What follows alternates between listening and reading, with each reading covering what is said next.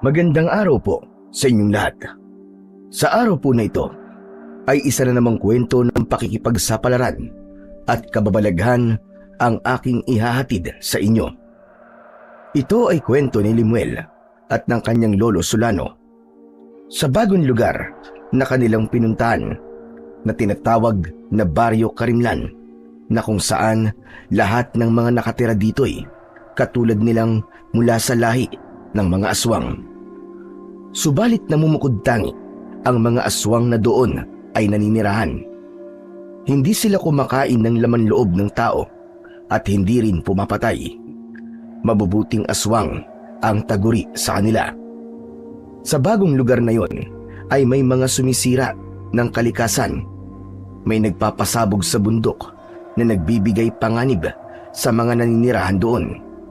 Dahil may pagmamahal at pagpapahalaga siya sa kalikasan, maging ang pagmamalasakit sa kaligtasan ng mga tao ay nakialam si Limuel. Gumawa siya ng paraan upang tapusin ang problemang yon. Kaya lamang maging ang chairman ng baryo, maging ang mga politikong nasa pwesto sa nasabing bayan ay sangkot at magkakasabwat. Dahil yon sa perang ibinibigay ng kapitalista na siyang may pakana ng pagkasira ng kalikasan. Kayanin kaya ni Limuel na mag-isang harapin ang problemang yon upang hindi tuluyang masira ang kabundukan para maligtas din ang mga naninirahan doon sa tiyak na kapahamakan. Paano yun haharapin ni Limuel?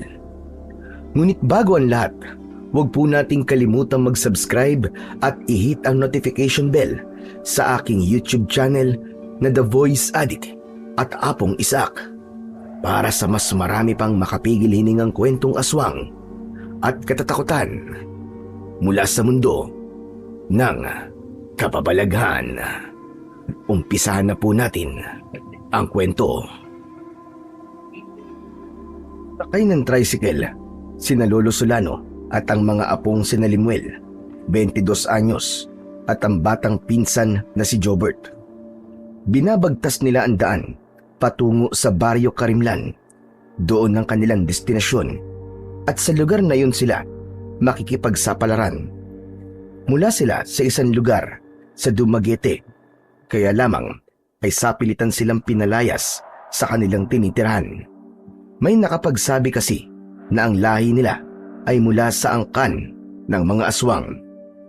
Upang hindi malagay sa panganib ang kanilang buhay at makaiwas din sa gulo, ay nagpasya si Lolo Solano na iwan na lamang ang kanilang lugar hanggang may nakapagsabi sa matandang lalaki kung saan sila maaaring manirahan. Isang dating kaibigan yun at inalok din ang dating bahay na hindi na nila natitirahan. Yun nga ay sa Baryo Karimlan na tawid dagat mula sa lugar na kanilang dating tirahan. Sumakay sila ng ferry upang makarating sa lugar na kanilang pupuntahan, at pagkatapos ay lumipat din sila ng jeep, at ang huli nga ay ang tricycle na maghahatid sa kanila sa mismong baryo na kanilang magiging bagong tirahan. Huminto ang tricycle na sasakyan ng tatlo. Sinabi ng driver na ang daan na kanyang hinintuan ang patungo sa Baryo Karimlan. Kailangan pa silang maglakad patungo roon dahil walang sinuman ang maghahatid sa kanila. Pagkatapos bayaran ni Lolo Solano ang driver, ay agad na ring umalis ito. May itatanong pa sana si Limuel, kaya lamang umalis na ang sasakyan. Napansin din niya, tila may takot sa muka ang driver ng tricycle. Wala na tayong magagawa kundi ang maglakad, mga apo. Kaya nyo naman siguro mga daladalahan natin. Ayos lang po itong mga bitbit ko, Lolo Solano. Ewan ko lang po dito kay Jobert. Yakang-yaka ko na po ito. Ako pa ba? Nako, nagyabang na naman ang kutong lupa na to. Lolo, na naman po si Kuya Limuel, oh. Tinatawag din naman akong kutong lupa. Nakakainis ka talaga. O sige, hindi na kutong lupa. Bibwit na lang itatawag ko sa'yo. Ganun pa rin yun eh. Ang sama pa rin pakinggan eh. Hoy, ano ka? Mas malaki yata ang bubwit sa kuton lupa, no? Tama na nga yung kalokohan yung dalawa. Saka ikaw, Lemuel, huwag mo nang tatawagin ng kung ano si Jobert. Baka mamaya gayahin ka ng mga magiging bago niyang kaibigan. Oo nga po, Lolo. Ibubuli lang po nila ako. Ay nako, sige na nga. Tatawagin na lang kitang Pogi. Oh, ano? Ayos na ba yun sa'yo, ha? Ayos na ayos yun. Okay yun, Kuya Limuel. Approve. O basta sisipagan mo ring maligo, ha? Para bumagay sa'yo ang tawag kong Pogi. Baka mamaya tatawagin kitang Pogi, pero ang dugyot naman ang itsura mo. Hindi yun babagay sa'yo. Kayong dalawa talaga. Tama na nga yan. Tara na. Simulan na natin maglakad at mukhang malayo-layo pa yung pupuntahan natin. Kanya-kanyang bitbit na ng kanilang daladalahan ng tatlo at sinimulan na nilang maglakad papasok sa Baryo Karimlan na kanilang pupuntahan. May mangilang-ngilang tao silang nakakasalubong at napapatingin sa kanila. Hindi na lang nila pinapansin dahil normal lang naman yun kapag bagong salta sa isang lugar. Tahimik at tila payapa naman ang Baryo Karimlan na kanilang dinatnan. Kakaunti ang mga taong gumagala-gala sa baryo. Hindi pa nila alam ang bahay na matitirhan na inalok ng isang kaibigan ni Lolo Solano, kaya dumiretso muna sila sa tanggapan ng barangay. Maayos at may ngiti silang kinaharap ng kapitan ng baryo na si Chairman Benito. Natutuwa kong itong Baryo Karimlan ang napili niyong tirhan. Welcome kayo dito. Maraming salamat po, Kapitan. Chairman Benito, yun ang tawag nila sa akin. Matagal na rin akong chairman dito. Kahit paano, napapanatili ko naman ang katahimikan. Siya po pala, Chairman. Ako po si Solano. At itong mga kasama ko ay mga apo ko, si Lemuel at si Jobert. Ngumiti lamang ang dalawa bilang pagbibigay galang kay Chairman Benito. Napadpad kayo dito dahil hindi nalalayo sa gaya namin ang angkan nyo. Tama ba ako, Lolo Solano? Opo, Chairman. At alam ko maiintindihan mo ang gaya namin dahil mga aswang din kaming katulad ninyo. Oo naman, magkakauri tayo. Amoy ko rin yun, kaya wala kang dapat ipag-alala. Madali kayong matatanggap ng mga taga rito. Bago pa mapunta sa kung saan ng kanilang pag-uusap, ay itinanong na ni Lolo Solano sa chairman ang bahay ng kaibigan na kanilang tutuluyan.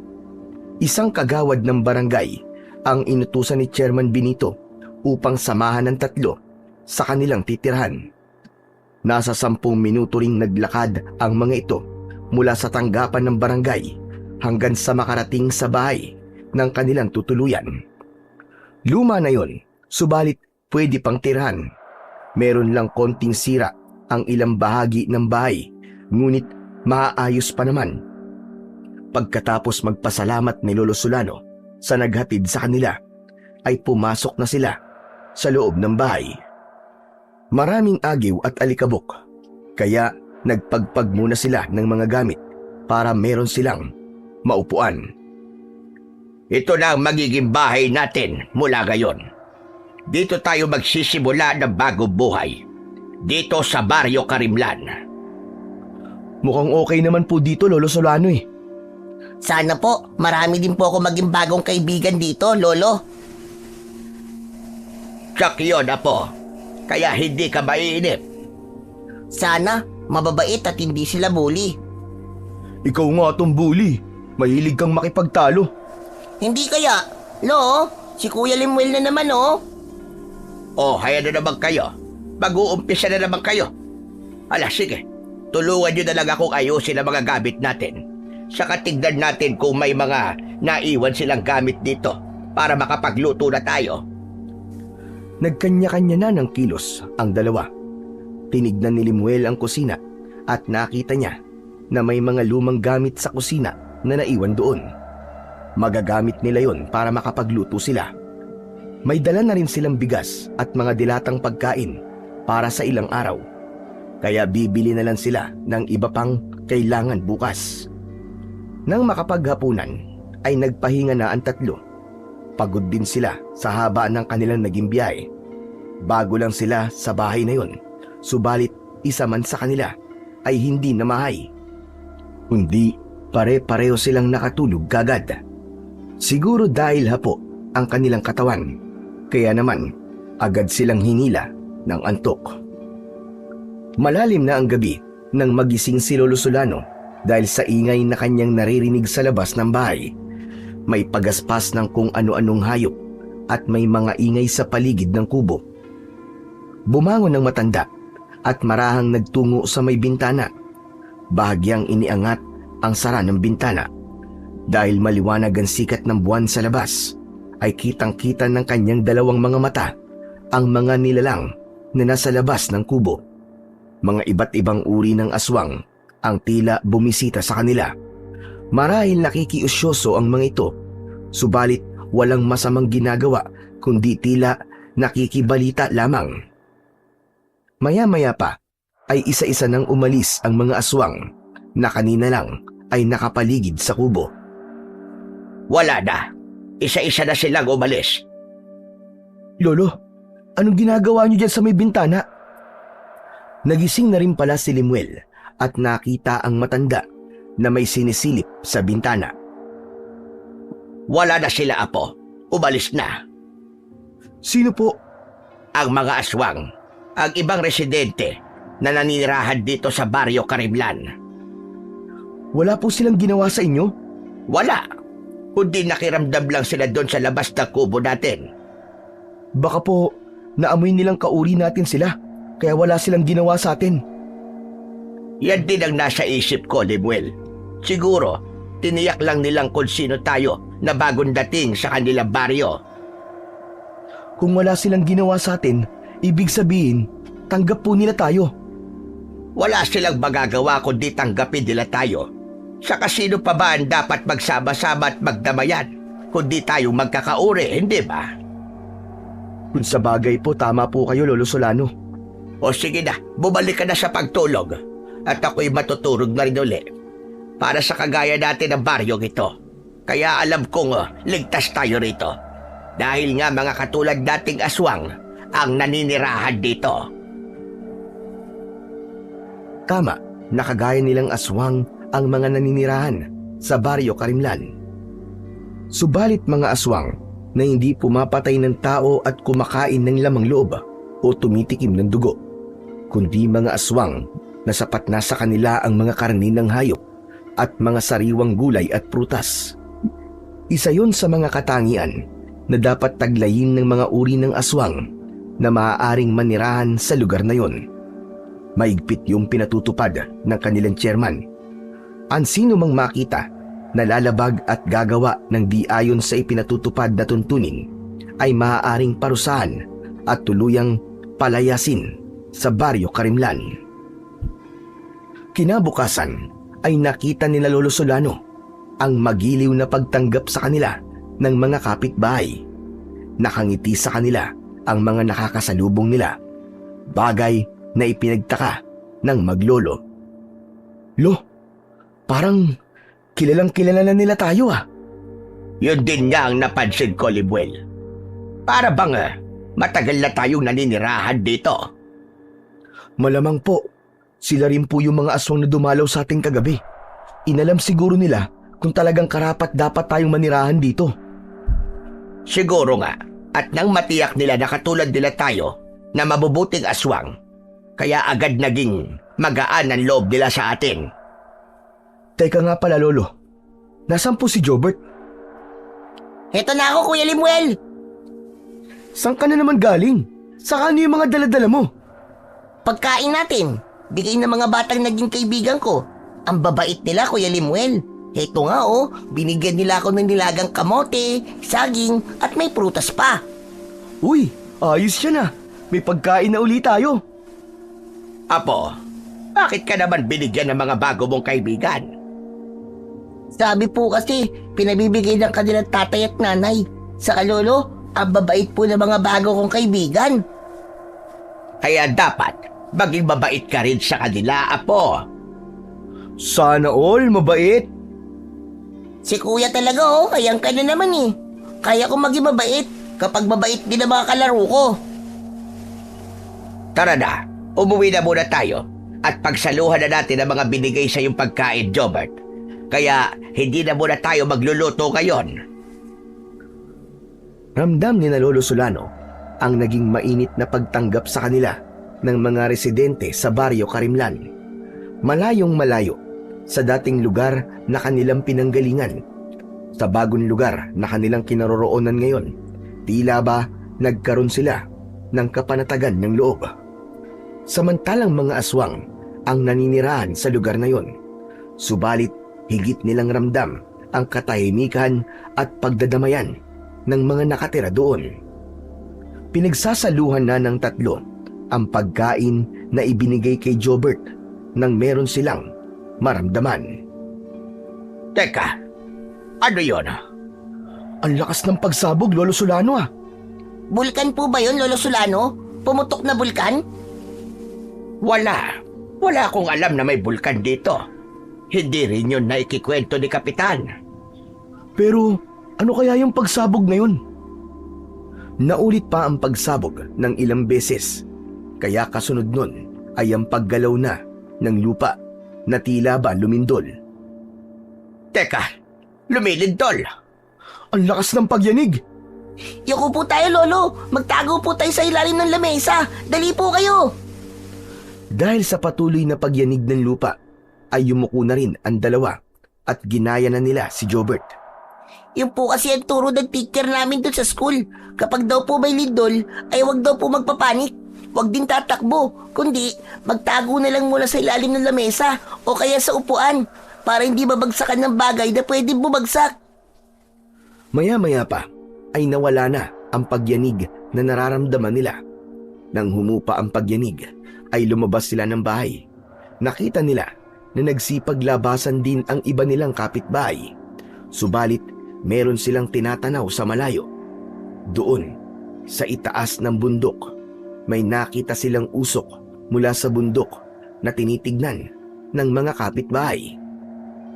Bahagyang lumapit si Lolo Solano sa lugar na may ilang kalalakihan na nag-iipon-ipon. Kaya nakinig siya sa pag-uusap nila. Tila hindi naman dapat isikreto ang pinag-uusapan, kaya kahit lumapit si na Lolo Solano, ay hindi sila tumigil sa kanilang pinag-uusapan. Paksa ng usapan nila ang tungkol sa nangyaring pagyanig sa kanilang lugar. Ayon nga sa mga nag-uusap, ay sinadya ang naging pagyanig na yon.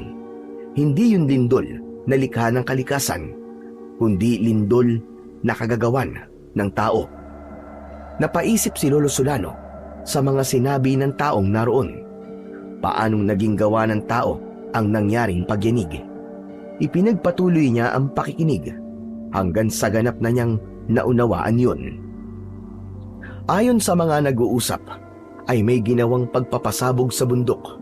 May quarrying o isang proseso ng pagmimina o pag-aalis ng mga bato, buhangin o graba at iba pang mineral sa lupa upang magamit ang mga ito para sa konstruksyon at iba pang mga bagay. Naglalagay sila ng mga pampasabog upang tibagin ng mga bato mula sa mga bundok upang makuha ang kanilang kailangang mineral. Yun din ang nagiging dahilan ng pagyanig na nararamdaman ng mga naninirahan sa Baryo Karimlan. May mga taong sumisira ng kabundukan para sa kanilang sariling interes. Sila ang mga kapitalista na ang tanging hangad ay kumita ng salapi at walang pakialam sa mga pinsalang maaaring idulot ng kanilang ginagawang pagsasamantala. Nang makabalik na ng bahay si Lolo Solano, ay galit ang naging reaksyon ni Limuel. Ang sasama nila, Lolo Solano. Sino ba ang tinutukoy mo? Yung mga taong may kagagawa ng pagpapasabog sa bundok, pati na rin yung nagbigay ng permiso para payagan sila sa ganung gawain. Kung sa bagay, talagang nakakainit nga yun ang ulo, Apo. Wala silang pakialam sa mga tao rito sa baryo na maaapektuhan ng kanilang kasakiman. Ay nako, ganyan na talaga ang mga tao ngayon. Wala nang malasakit sa kapwa. Wala na silang puso sa kaligtasan ng iba. Palagay ko, alam ng kapitan dito ang tungkol dyan. Malamang gano'n na nga. Kasi hindi naman sikreto yung quarrying na yan. Naririnig ang mga pagsabog at lumilikha pa ng lindol. Kung mananatili po tayo sa lugar na to, Lolo Solano, tapos ganyan ang mga nangyayari, baka hindi kaligtasan at kapayapaan ang naghihintay sa atin dito, kundi kamatayan. Ano pa sinasabi mo, Lemuel? Lo, masama po sa kalikasan ang ginagawa nila. Sinisira po nila ang bundok. Siguro sa ngayon, hindi pa nila nararamdaman ang masamang epekto nito. Pero tiyak ako na maniningil ang kalikasan. Kapag nangyari yon, sino magdurusa? Tayong mga pangkaraniwang mamamayan. Tayong nakatira dito sa kapatagan. Kung sa bagay, may katwirang ka, Apo. Dapat, bago pa magdulot ng trahedya ang kanilang masasamang ginagawa, dapat agapan na natin. Hindi na kailangan maghintay pa ng kung anong sakunang mangyayari. Likas kay Lemuel ang may ganung karakter. May pakialam siya sa kapakanan ng ibang tao. May malasakit siya sa kanyang kapwa. Lalo na kung sa palagay niya'y hindi makakabuti ang kanyang nakikita. Oo nga't may lahing aswang sila. Maging ang mga nakatira sa Baryo Karimlan. Pero bahagi pa rin sila ng lipunan. Bahagi pa rin sila ng mga mamamayan na naghahangad ng kaligtasan at katahimikan. Mga lahi man silang aswang, subalit wala silang masamang ginagawa para manlamang at maminsala ng kapwa. Dahil sila ang mga nilalang na mula sa lahi ng aswang na may pagmamahal at respeto sa kapwa. Masama man ang tingin sa kanila ng iba, subalit hindi ganun ang kanilang inaasal. Meron silang disiplina at respeto sa kalikasan at sa kanilang kapwa. Bago lang sila ni Muel sa Baryo Karimlan, kaya lang may nararamdaman na siyang hindi maganda sa mga nangyayari. Kaya nakibalita siya at nagtanong-tanong sa mga naninirahan doon. Ipinagtanong niya kung kailan pa nangyayari ang quarrying malapit sa kanilang baryo. Nalaman niya na may ilang buwan na rin ang nakakalipas. Upang mas maging malinaw ang lahat, ay nagpunta na siya sa kapitan ng baryo, kay Chairman Benito, upang alamin ang tungkol sa nangyayaring pagpapasabog sa mga bundok. Ilang araw pa lang kayo rito, pero may lakas ka na ng loob na magreklamo dito. Hindi naman po sa ganoon, Chairman. Ano bang ibig sabihin ng ginagawa mo ngayon? Hindi ba't pagrereklamo yan? Kasi nga, nakikialam ka. Chairman, hindi po ako basta nakikialam, kundi nagmamalasakit lang po ko. Sa ginagawa mo, pinangungunahan mo ko eh.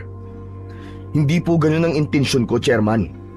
Para bang pinalalabas mo na wala akong pakialam sa nangyayari? At ikaw ay meron. Huwag niyo po sana masamain ang paglapit ko po sa inyo.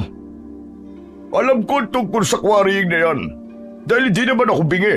At meron din akong pakiramdam. Yun na nga, Chairman eh. Alam niyo pala at naririnig niyo ang pagpapasabog sa bundok at ang nangyayaring lindol. Oo, naririnig ko yun at nakikita. Makakasama po kasi sa lugar na to ang ginagawa nila. Bakit? May nakita ka bang masamang nangyari? Wala naman, di ba?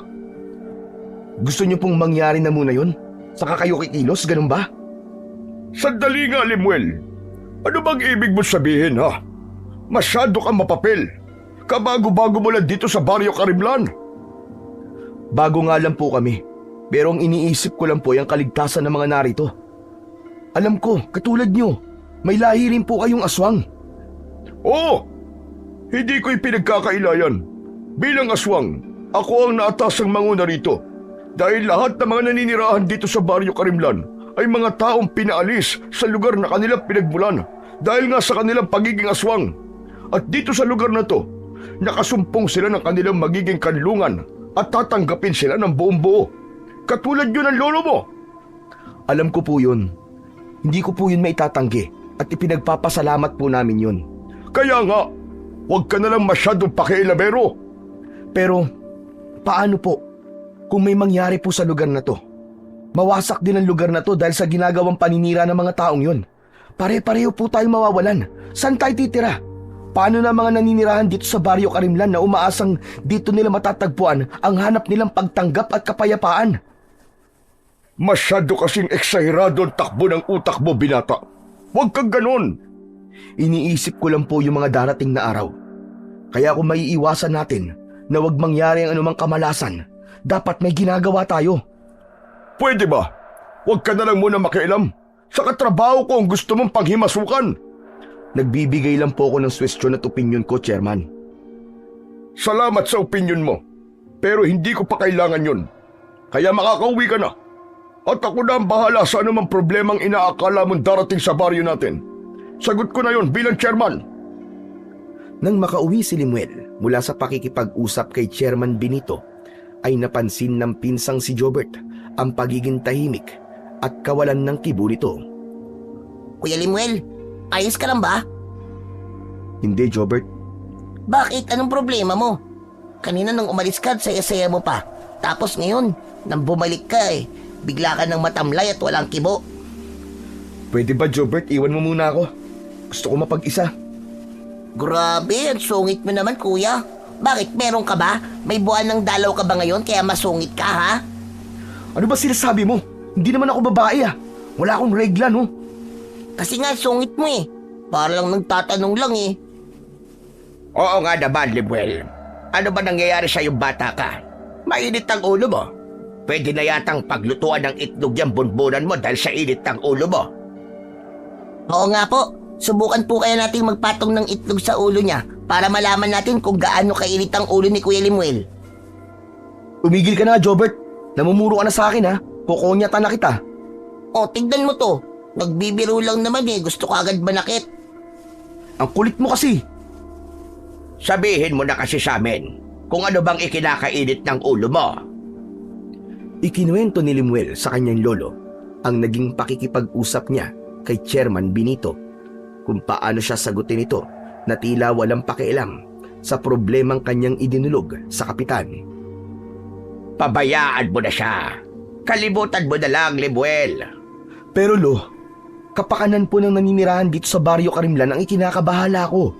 Siyempre, kasama na siya doon dahil dito siya nakatira. Sabi mo nga, parang walang pakialam at nagalit pa. Yun na nga po Sa halip na magpasalamat sa akin dahil concerned ako sa pwedeng mangyari dito sa baryo, abay nagalit pa sa akin. Pinapangunahan ko raw siya. Baka talagang ayaw niya na may lumalapit sa kanya tungkol doon. Alam mo po, Lolo Solano, iba Iba ang kutob ko. May naaamoy akong mali. Hayag ka na naman.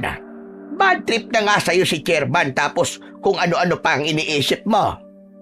Lo, posible po yun kasi nga dahil sa inuugali niya na para bang may malaking mawawala sa kanya. Hindi na muna kumibo pa si Lolo Solano bagamat alam niya ang tinutumbok at ibig sabihin ng kanyang apo. Ayaw na muna niyang dagdagan pa ang pagdududa nito. Pero kilala ni Lolo Solano ang apong si Limuel. Hindi ito mapapanatag, lalo na't alam ng binata na siya ay nasa katwiran. Ganon ang ugali ni Limuel. Handa niyang ipaglaban ang alam niyang tama. Samantala, sa barangay hall ay kausap ni Chairman Benito ang isa niyang konsehal, si Konsehala Camila. Hindi ko gusto ang tabas ng pananalita ng binatang yun, konsehala. Yung bang binatang kausap mo kanina, Chairman? Oo, konsehala Camila. Limuel ang pangalan niya. Hindi ba't bago lang yun dito sa baryo natin? May higit 1 linggo pa lang silang naninirahan dito, hindi ba? Oo, tama ka. Pero nakikialam kagad. Anong ibig mong sabihin, Chairman? Yun tungkol sa quarrying. May sinasabi siya. Bakit? Ano gusto niya mangyari? Nagmamagaling siya. Kung ano-anong pinapaliwanag niya na hindi raw mabuting idudulot sa lugar natin. Nagmamagaling ang walang hiya. Hindi tama yan, Chairman. Magiging malaking problema natin ang binatang yun kapag nagkataon. Ganun na nga, Camila. Hindi yun makakabuti sa atin. Lalo na kapag na-impluwensyahan niya ang mga taga rito sa baryo. Anong gusto mo mangyari, Chairman? Kailangan nating gumawa ng paraan bago mahuli ang lahat. Nagkatinginan sina Chairman Benito at Konsehala Camila. Nagkakaintindihan ang kanilang mga mata sa kung anong dapat mangyari. Kinagabihan, may kakaibang liwanag ang hatid ng buwan. Liwanag na hindi katulad ng mga nakalipas na araw. Tila ba may ipinapahiwatig ang sinag nito ng gabing yun. Nagpapahinga na sina Lolo Solano at Jobert. Hindi naman dalawin ng antok si Limuel dahil hanggang sa mga sandaling yun ay hindi pa rin niya matanggap sa kanyang sarili ang mga naging katwiran ni Chairman Benito. Lumabas ng bahay ang binata. Naging gawain na niya ang maglakad-lakad kapag merong iniisip. Hindi naman siya lalayo, kundi doon lamang sa lugar na malapit sa kanyang tinitirhan. Napatingin sa maliwanag na buwan si Limuel. Ikinagulat niya nang may naaninag siya na kung anong biglang lumipad sa itaas. Ano yun? Parang may malaking ibon na lumilipad ah. Sinundan ni Limuel ng tingin ang nakitang lumilipad. Subalit tuloy-tuloy itong lumayo. Kung hindi yun isang ibon, malamang yun ay isang uri ng aswang. Hindi naman yun nakapagtataka dahil nga iba't ibang uri ng aswang ang naninirahan sa lugar na yun. Wala rin siyang dapat ikabahala dahil alam niyang mabubuting aswang ang sama-samang naninirahan doon. Ngunit nang muli niyang ipagpatuloy ang paglalakad, ay nagulat siya nang bumagsak sa harapan niya ang kakaibang nilalang. Isang aswang yun na nanlilisik ang mga mata. Iniumang sa kanya ang matutulis na kuko. Nakabuka ang malaking bibig na nakalabas ang pangil na handa siyang atakihin. Teka, anong kailangan mo sa akin? Hindi sumagot ang aswang na nasa kanyang harapan, subalit umaangil ito at ipinakikita sa kanya ang pangil. Nagkatitigan sila. Hindi ko gusto yung angil mo sa akin, aswang ka. Hindi tayo magkalaban. Namamalagi sa harapan ni Limuel ang nasabing aswang. Lalong tumalim ang pagkakatitig ng aswang sa binata. Naramdaman ni Limuel ang kakaibang kilos nito. Kaya bago pa siya atakihin, ay tumakbo na siya papalayo. Pero hinabol siya ng aswang na yon. Binilisan ni Limuel ang pagtakbo hanggang sa makapagkubli siya sa madilim na bahagi sa lugar na yon. Hindi maaaring ipagwalang bahala ni Limuel ang pangyayaring yon. Kailangan niyang lumaban sa aswang, kundi baka kung mapaano siya. Kaya agad ding nagbago ng anyo si Limuel. Naging aswang din siya. Meron siyang matutulis na kuko at pangil. Kaya nang lumabas siya mula sa dilim, ay nakasalubong niya ang aswang na kanina ay humahabol sa kanya. Nang makita si Limuel ng aswang, ay agad siyang inatake nito. Hindi naman nagpatalo ang binata na isa na ring ganap na aswang. Kaya nagpambuno ang dalawa. Nagpagulong-gulong sila sa mga halamang naroon. Matira ang matibay. Pangil sa pangil. Kuko sa kuko ang labanan ng dalawang aswang. Walang sinuman ang nais na magpadaig. Humaba ang kanilang paglalaban hanggang may narinig silang malakas na sigaw. Kaya naghiwalay ang dalawang aswang. Kapwa may mga sugat sila. Ang narinig na sigaw ng dalawang aswang ay mula kay Lolo Solano na sinundan pala si Limuel. Agad na lumayo ang aswang na umatake kay Limuel. Alam kasi niya na hindi siya magiging ligtas lalo na't may dumating nakakampi ang binata. Nag-aalalang lumapit si Lolo Solano sa apong si Limuel, saka palang nagbalik sa pagiging tao ang binata. Apo, bakit? Ano nangyari? Lolo, may aswang po na bigla na lang nagpakita sa akin. Inatake po ako. Ano? Inatake ka niya? Opo, Lolo Solano. Hindi ko nga po alam kung bakit bigla po niya akong inatake. Nakapagtataka naman. Ang alam ko, walang aswang na atake sa kapwa aswang, lalo na sa lugar na ito. Parang galit na galit po siya sa akin, Lolo Solano. Nakita ko nga ang ginawa niya sa iyo, Apo. Gusto niya po akong patayin. Bakit ganon? Buong akala ko'y ligtas tayo dito. Pero bakit may gustong sumalbahe sa atin? Naging palaisipan yun kay Lolo Solano at naitanong niya rin sa kanyang mga kapitbahay na kapwa aswang. Ayon sa kanila, unang pagkakataon yun na nangyari sa lugar na yun na kapwa nila aswang ang umatake. Ibig sabihin, Lolo, ayaw nila sa atin? Aba, imposible yun. Saka wala naman tayong masamang ginagawa sa mga taga rito. Maayos natin silang pinakikisamahan. Kaya nga po nagtataka na ako kung bakit may gustong puminsala sa atin, gayong wala tayong ginagawang kasalanan. Dahil sa nangyari kay Limuel, ay naging alerto na sila sa bawat oras. Subalit ang tungkol sa naging pagsalakay ng aswang sa binata ay inilapit naman nila kay Chairman Benito. Ikaw na naman, Limuel.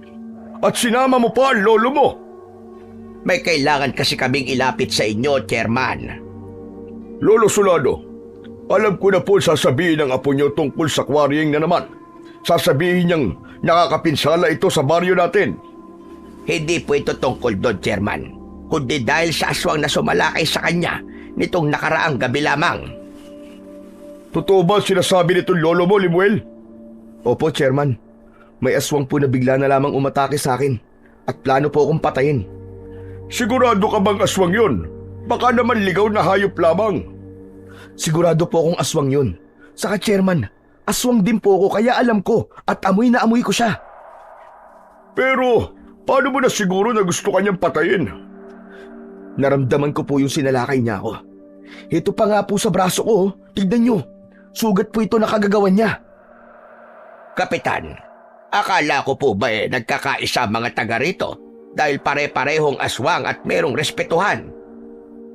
Pero iba po ang ibig gawin ng aswang na yun. Baka naman may ginagawa kang kalokohan, Limuel. Meron kang sinaktan o naargabyado at binalikan ka. Kapitan, bago lang po kami rito sa baryo nyo. Paanong gagawa ko ng kalokohan? Sakang gusto po namin ay makipagkaibigan. Kaya wala po akong ginagawang masama sa aking kapwa. Totoo sinasabi ng apo ko, Chairman.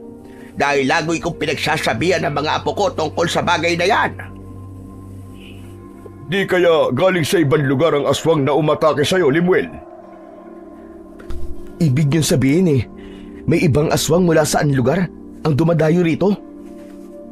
Oo, minsan nangyayari yun. Dahil ang nais nila'y guluhin ang katahimikan nitong baryo. Baka sila yung aswang na sinubukang manirahan dito pero pinaalis ko dahil sa mga balitang gumagawa sila ng kalokohan. Ba't sila nagbalik?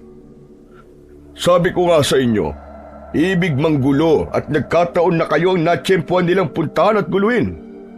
Hayaan mo, ipapaalam ko sa mga konsyal at tanod dito sa baryo ang tungkol sa nangyari sa iyo, Limuel, para makapag-ingat din ng marami. Bagamat hindi kontento ang maglolo sa mga paliwanag ni Chairman Benito, ay wala silang magagawa. Kaya umuwi na lamang sila. Ang mahalaga ay nasabi ng maglolo ang nangyari ng gabing nakalipas. Subalit, kung makikita lang sana ni Lolo Solano at Limuel ang reaksyon ni Chairman habang papalayo sila, ay may pagkunot ang noo nito at tumaas pa ang isang kilay habang makikita sa kanya ang ngiting aso. Suwerte ka pa rin, Limuel. Dahil hindi ka pa napuruhan, nakaligtas ka pa rin. Chairman, malayo na sila. Pero tinatanaw mo pa rin. Hindi na malaya ni Chairman Benito ang paglapit sa kanya ni Konsehala Camila. Ikaw pala, Konsehala Camila. Nariyan ka na pala. Kanina ka pa ba? Kararating ko lang, Chairman. Galing dito mga bagong salta. Bakit, Chairman? May reklamo na naman ba sila? Magsabi ka nga ng totoo. Ikaw ba yun, ha, Camila? Ang alin, Chairman? Ang aswang na umatake kay Limuel. Chairman, nag-uusap na tayo, hindi ba? Sabi mo sa akin, ako na ang bahala. Kung ganon, ikaw nga yun. Tama ka, Chairman. Hindi bang gusto mo tumigil siya sa pakikialam? Pero, lalo mo lang binigyan ng dahilan para magduda sila. Lalo na yung binatang si Limuel. Pasensya na, Chairman. Hindi ko napuruhan. Malakas ang binata. Saka nang maging aswang din siya. Palaban ng ungas. Nahirapan ako. Heto nga, nagkaroon din ako ng mga sugat. Hindi mo kasi pinagplanohang mabuti, kaya ganun na nangyari. Dahil ang akala ko, mahinang klase sila. Pero hindi pala. Saka biglang dumating ang kanyang lolo. Kung itinuloy ko ang pakikipaglaban at tinulungan siya ng kanyang lolo, malamang baka ako ang napatay nila. Pero ngayon ay... Chairman, alam kong may paraan ka para malutas ito. Kilala kita. May idinahilan ako, pero hindi ko tiyak kung paniniwalaan nila. Sinabi ko na baka aswang galing sa ibang lugar ang umatake sa kanila. Sa tingin ko naman, ay paniniwalaan nila yon. Kaya nga lang, dahil sa naging karanasan nila, tiyak na dodoblihin nila ang pag-iingat ngayon. Kaya hindi ka na maaaring basta nalang sumugod sa kanila, Camila. Maaari akong magsama ng iba pa, Chairman, para matiyak na matutuluyan ko na ang binata. O kaya, lahat na sila, pati na yung batang kasama nila. Huwag na muna. Magpalamig ka muna, Konsyala. Makikiramdam muna ako. Pero iba ang tingin ko sa kanila, Chairman. Lalo na doon sa binatang si Limuel. May prinsipyo siya at handang lumaban. Hindi pwede sa akin ang kayabangan niya. Lalo na ang makialam siya sa aking pamamalakad. Habang papauwi sa kanilang tirahan ang maglolo, nang may makasalubong sila na isang babaeng tumatakbo at takot na takot. Tulong! Tulungan niyo ako! Saklolo! Bakit, Ineng? Ano nangyayari sa'yo? May humahabol po sa akin. May sigbin po na gustong umatake sa akin. Lo, ayun po yung sigbin, oh. Patungo siya rito. Tulungan niyo po ako. Papatayin niya ako. Huwag ka mag-alala, miss. Akong bahala sa sigbin. Pero apo, Lo, magtiwala po kayo. Kaya ko to.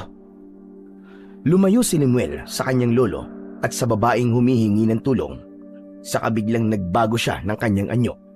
Naging mabalasik na aswang. Habang tumatakbong papalapit ng sigbin, ay agad itong sinalubong ni Limuel na nasa anyo ng aswang. Nakipagpambuno siya rito. Walang nagawa ang sigbin nang hawakan ni Limuel ang leeg nito. Saka sinakmal habang ang mukha ng hayop ay halos nakadikit na sa kanyang mukha. Umatungal ang sigbin sa higpit ng pagkakasakal ni Limuel. Hinigpitan pa nito ang pagkakahawak sa leeg ng hayop hanggang sa lumabas at lumaylay ang mahaba nitong dila saka tumulo ang masaganang laway. Nagawang patayin ni Limuel ang sigbin na kanina'y humahabol sa babae.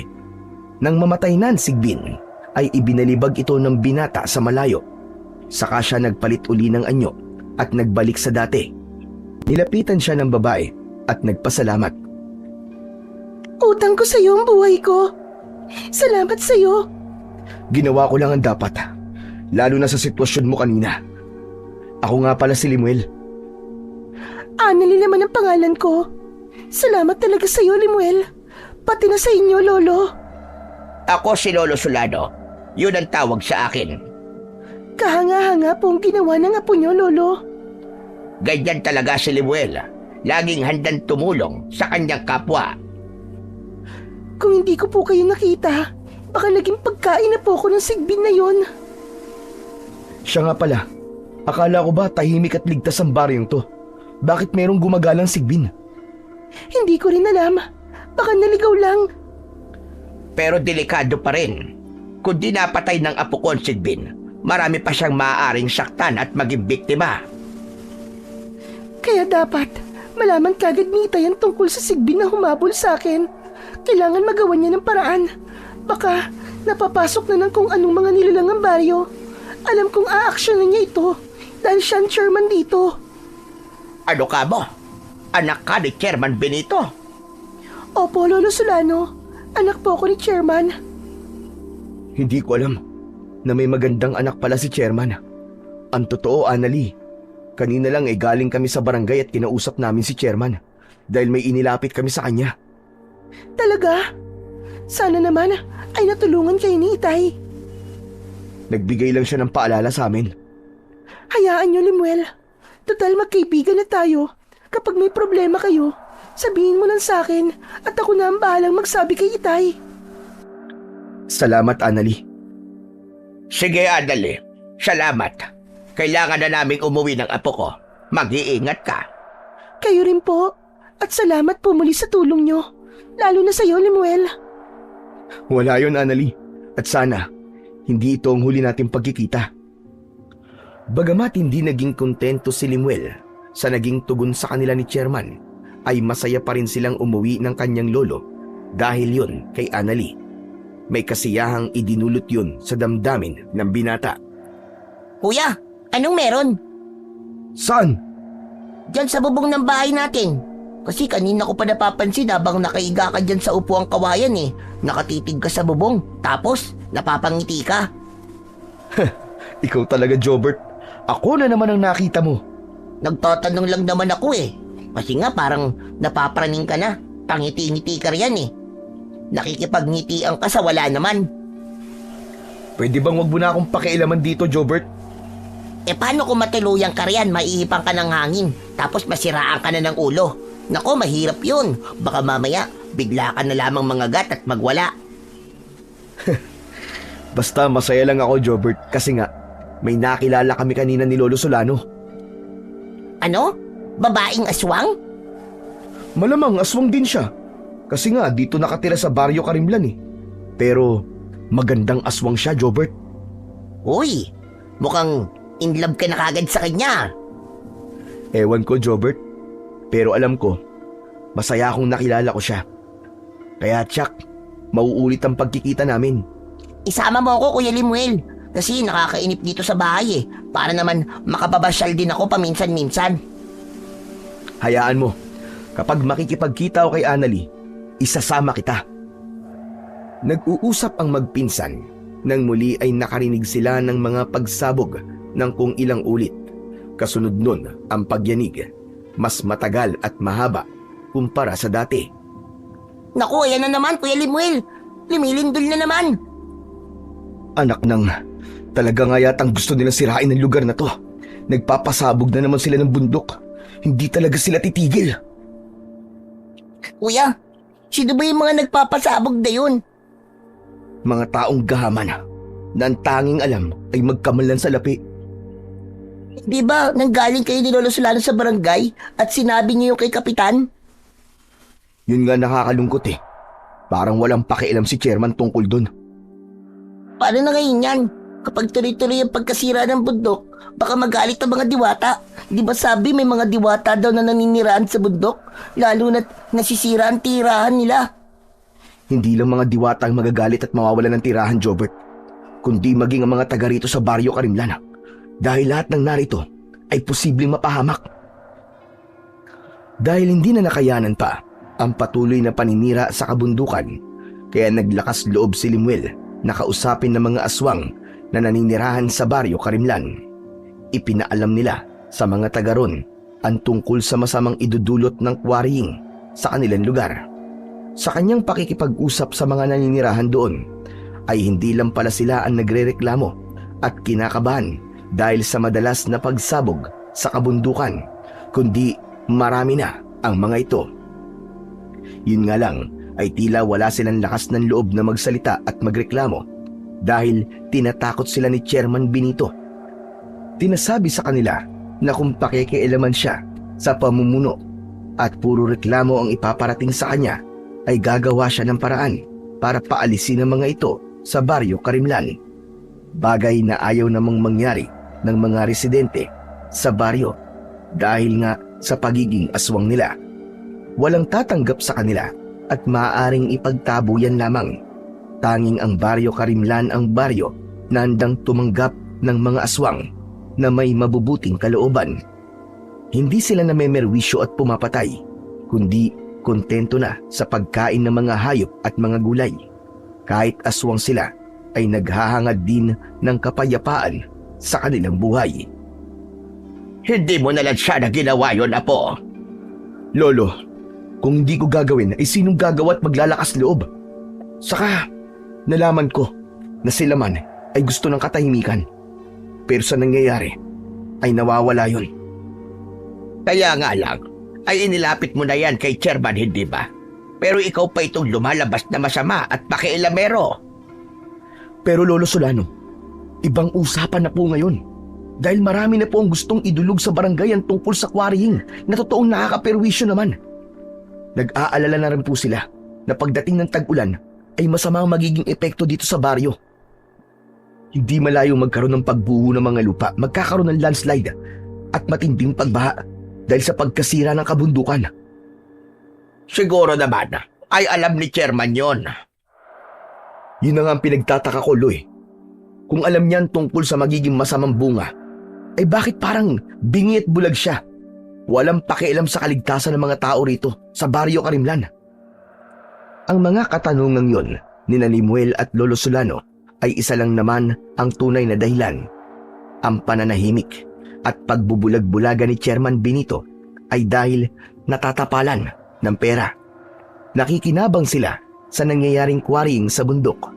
Malaki ang natatanggap nila mula sa kapitalista na siyang may kagagawan ng pagpapasabog. Ibang nararamdaman ko sa maglolo na yon, Konsyala. Lalo na doon kay Limuel. Kinakabahan kayo, Chairman? Ganun ba?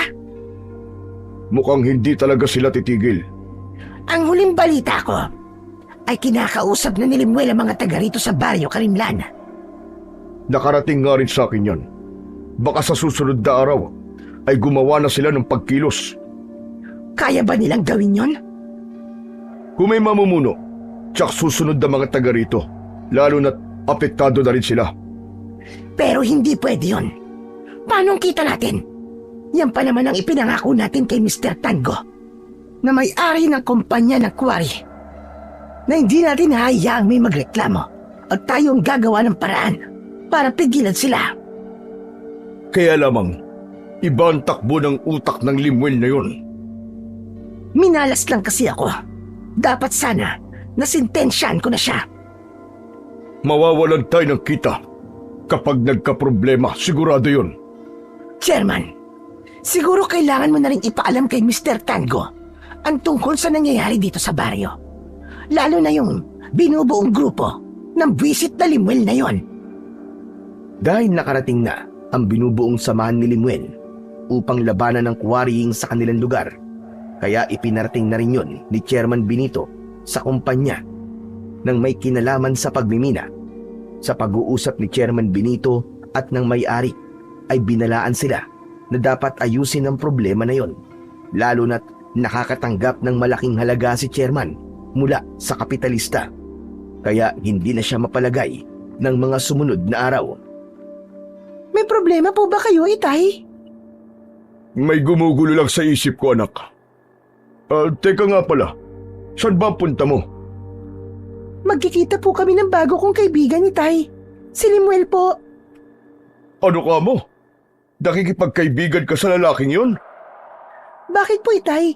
May problema po ba kayo kay Limuel? Itay, mabait po siya. Nakalimutan ko lang pong sabihin sa inyo na tinulungan niya po akong iligtas sa sigbin po na gustong pumatay sa akin. Ano ka mo? Iniligtas ka niya? Opo, Itay. Malaki po ang utang na loob ko sa kanya. Kaya wala naman po sigurong masama kung makikipagkaibigan po ako. Pero anak, bakit sa kanya pa? Itay, ano nga po bang problema kay Limuel? Sabihin niyo po sa akin. Hindi mo pa ba alam yung ginagawa niya? Bumubuo siya ng grupo. Alam ko po yun, Tay. Dahil ang gusto po niya ay mapatigil ang quarrying dito sa baryo natin. Nag-aalala po siya sa kaligtasan ng mga tao rito. Yun na nga eh. Itay, di po ba tama lang po yung ginagawa nila? Ang labanan po ang pananamantala ng mga kapitalista na sumisira po sa kabundukan. Kapag patuloy po itong nasira, saan po tayo pupulutin? Kahit mga aswang tayo, may karapatan pa rin po tayong mamuhay ng normal, katulad po ng ibang tao. Kaya lang anak, hindi mo alam ang sinasabi mo.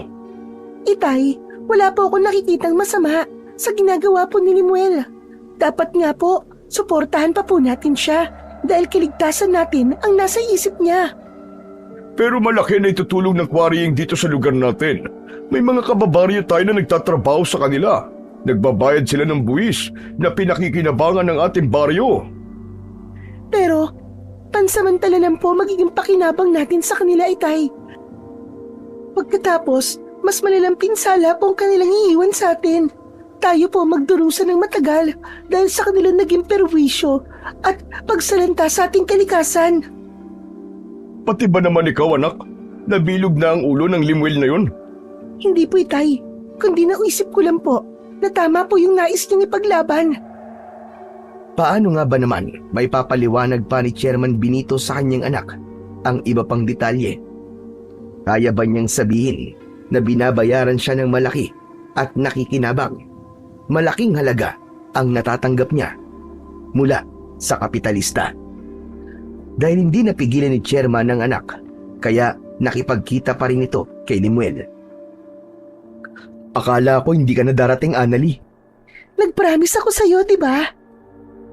Marami akong mga nakausap na kababaryo natin. Heto sila, kasama ko, para magsagawa ng barikada papunta tayo malapit sa quarry site. Doon natin sasabihin ang ating hinaing at ibig nating mangyari. Basta para sa ikabubuti, maaasahan mo ko, Limuel. Salamat, Annalie. Tinanong nga ako kanina ni Itay eh. Ha? Tinanong ka? Anong sabi niya?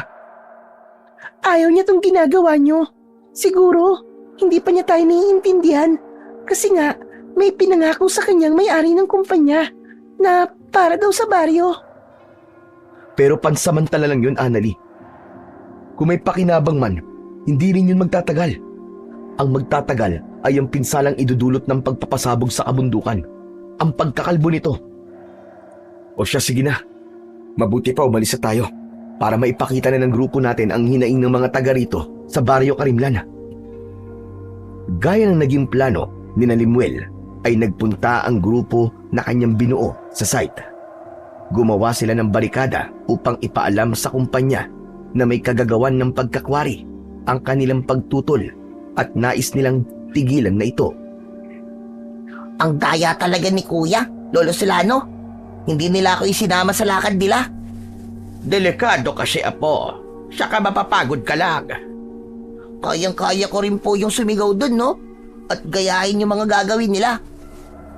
Pabayaan mo na lamang si Limuel, pambihira ka naman. Pero Lo, paano po kung hindi pa rin pumayag yung nagpapasabog dun sa bundok? Ang sabi ng pinsan mo, kung hindi pa rin kikilo si Chairman, ay dadalhin na nila sa munisipyo yon para doon na sila magreklamo. Ano po? Haharap po sila kay Mayor? Parang gano'n na nga. Naku, baka po kung mapano si pinsan. Di po ba? Nakakatakot yun? Ang Kuya Limuel mo, walang kinatatakutan. Lalo na kapag alam niyang nasa katwiran siya.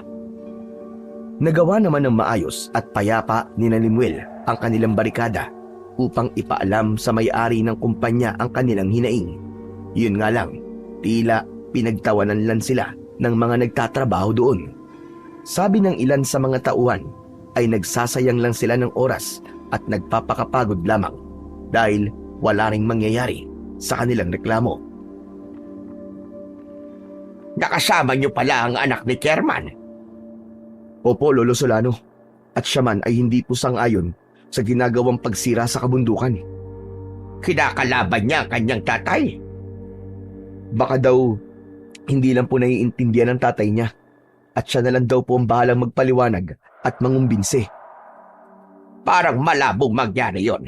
Sabi ko nga sa'yo, may natatanggap yang si Chairman kaya tahimik yan at walang pakialam. Sigurado yun ang hindi alam ng anak niyang si Annalie na malaki ang nahihita ng tatay niya dahil sa kwari na yon. Pag hindi pa kumilos si Chairman, tutuloy na talaga kami sa munisipyo. Lalo na kung hindi ipaparating ni Chairman ang ating reklamo. Pursigido si Limuel bilang pinuno ng binuong samahan na magkaroon kagad ng resulta ang kanilang mga ginagawa.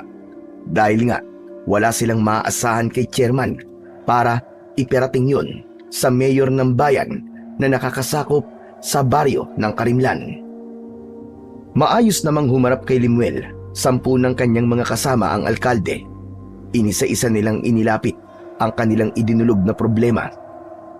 Subalit sa halip na bigyan sila ng pag-asa ng alkalde at pumabor yun sa kanila, ay hindi ganun ang nangyari. Nagalit pa sa kanila ang mayor at sinabihan sila na gumagawa lamang ng gulo. Mayor, nagkakamali po kayo. Hindi po kaming gumagawa ng gulo. Nagmamalasakit lang po kami para sa kaligtasan ng mga kababaryo namin. Subalit kahit na ano pang maging paliwanag ni Limuel ay tila bingi ang mayor dahil pinagmukha silang walang kwenta at ibig lamang gumawa ng problema. Kaya masama ang loob ni Limuel at ng mga kasama nila na umuwi. Hindi matatanggap ni Limuel ang ginawang pagpapahiya sa kanila ng mayor na dapat sana'y tinulungan sila sa problema. Nakakalungkot naman pala ang nangyari sa lakad niyo, Apo. Di ko nga po akalain na ganun mag-isip ang mayor sa bayang to. Grabe, wala sa ayos. Naging sarado na rin ang isip niya. Ganun na nga, Lo. At dahil din yun sa pera, hindi ako maaaring magkamali ng kutob. Maging ang mayor na yon ay nakikinabang rin. Natatapalan din ang salapi. Hindi yun imposible.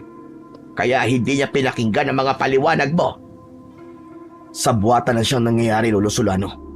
Maging ang ahensya ng gobyerno na nagbigay ng permit para sa quarrying na nangyayari ay tsak natapalan din ng pera. Ganun kalawak ang nangyayaring sabwatan. Sila-silang nakikinabang habang ang mga maliliit na tao ay siyang nagiging kawawa at malalagay sa peligro ang buhay.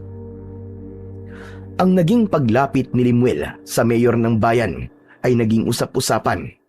Hindi na ibigan ng mga naninirahan sa Baryo Karimlan ang ginawang pagtanggi nito para tulungan sila at pigilan ang nangyayaring quarrying sa kanilang lugar. Ikinagalit naman yun ni Chairman Benito dahil nga hindi ipinaalam ng grupo ni Limuel ang pagtungo nila sa mayor. Buwisit! Mga buwisit talaga! Ano pong ikinakagalit niyo, Itay? Nakita mo na? Nakita mo na kung anong ugali meron ng Limuel na kinakaibigan mo? Itay, karapatan po nilang ilapit kay Mayor ang problema. Na hindi man lang ipinaalam sa akin? Pero Itay, ang sabi po nila ay lumapit na po sila sa inyo dahil humihingi po sila sa inyo ng tulong.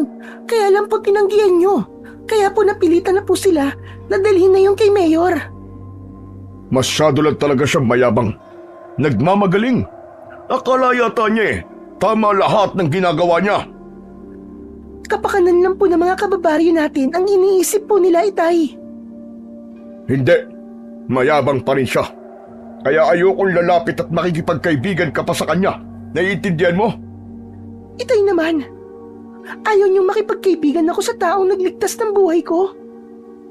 Para mawalan ka ng utang na loob sa kanya, bayaran mo siya.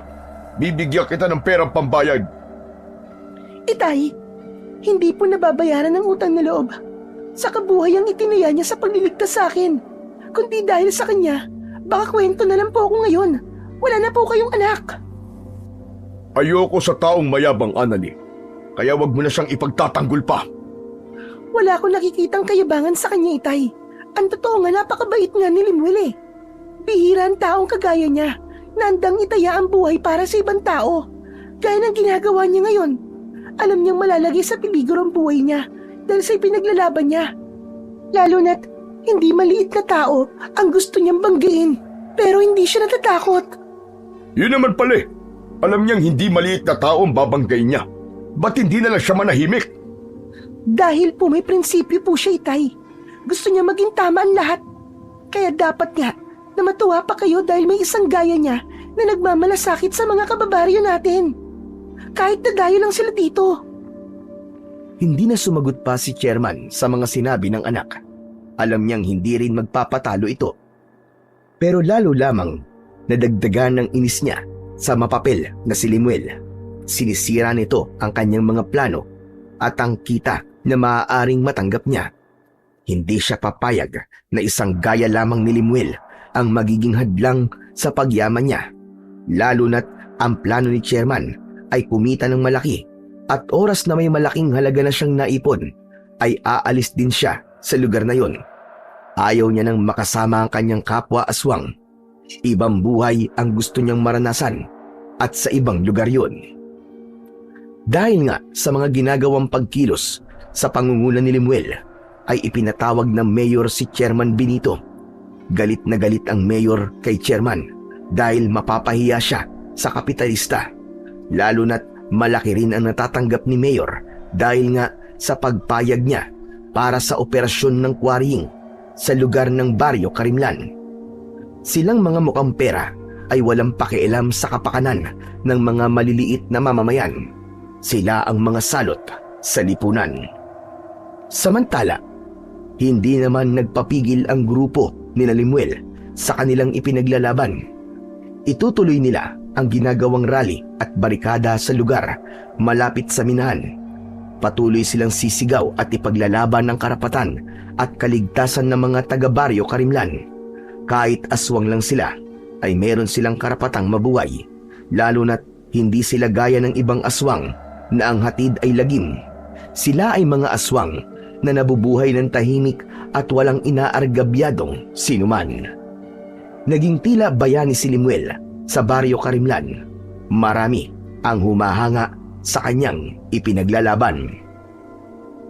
Grabe, ang astig mo talaga, Kuya Limuel. Hinahangaan ka ng mga taga rito sa baryo. Tama si Jobert, Apo. Natutuwa sila sa tapang na ipinapakita mo. Kaya pwede mo nang palitan si chairman, Kuya. Pwede ka nang maging chairman dito. Wala akong planong maging politiko. Ang gusto ko lang ay makatulong sa kapwa ko, lalo na sa mga inaapakan at inaapi.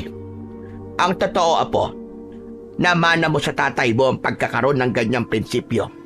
Dati rin siyang naging labor leader.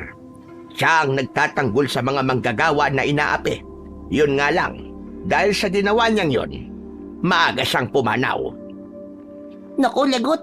Baka mangyari din sa'yo yun, Kuya. Hindi yun ikinakatakot, Jobert.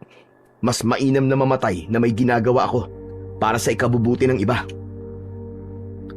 Pero syempre, iho, ayaw naman naming may masamang mangyari sa'yo. Kaya bilang lolo mo, ako ang bahala sa'yo. Hindi ako papayag na may kung sinong gagawa sa'yo ng hindi maganda. Katulad na lamang ng minsang atakihin ka ng aswang. Gagawin ko ang lahat para ipagtanggol ka. Na malaging kakaba-kaba ang mga naninirahan sa baryo Karimlan dahil sa pagpapatuloy ng ginagawang pagpapasabog sa kabundukan, hanggang dumating ang ilang araw na pagbuhos ng ulan at walang tigil yun. Dahil doon ay nakaranas ng pagba at pagguho ng lupa. Bagamat walang naperwisyo, subalit hindi mabuti ang idinulot nun sa mga naninirahan sa barangay. Bumaha ng putik ang mga kalsada at ang mga palanin ay nabaon sa makapal na putik na may halong bato mula sa bundok. Kaya lalo lang nagpahirap sa pamumuhay ng mga taga-baryo. Dahil sa pangyayaring yon, ay nakita ng mga residente ang tunay na dahilan ng pakikipaglaban ni Limuel. Minsan pa ay bumalik siya kay chairman, subalit wala pa ring nangyari. Chairman, kailan ba kayo kikilos? Kahit kailan, mayabang ka magsalita. Nakita niyo naman siguro nangyaring pagbaha, chairman. Magpasalamat na lamang tayo at walang namatay. Pero napinsalang kabuhayan ng mga taga rito sa baryo. Bakit? Kasalanan ko ba ang panay-panay na pag-ulan? Hindi yun ang punto ko, chairman. Kundi ang pagbabaliwala mo sa reklamo ng mga taga rito sa baryo. Ang kapal talaga ng mukha mo.